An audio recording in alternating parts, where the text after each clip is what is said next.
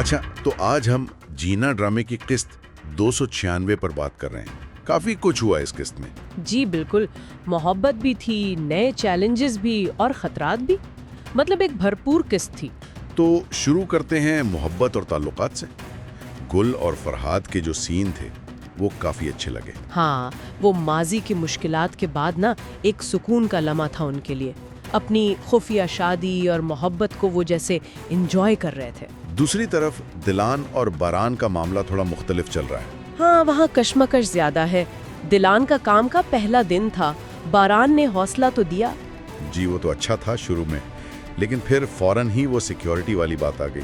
بالکل، باران کا وہ سخت حفاظتی اقدامات پر اصرار کرنا، اور دلان کا وہ جواب کہ خوف صرف ہمیں سانس لینے دیتا ہے، باران جینے کا احساس نہیں دیتا۔ ہاں وہ گھبرائی بھی تو تھی، لیکن اس نے اپنے آئیڈیاز سے، خاص طور پر وہ سوشل پروجیکٹس والے، جی مریض بچوں کی مدد اور ڈونیشنز والا، ہاں اسی سے اس نے سب کو متاثر کیا۔ سبیہا نے بھی تعریف کی۔ تو یہ اس کے کردار میں ایک نئی جہت ہے، ایک طاقت آ رہی ہے۔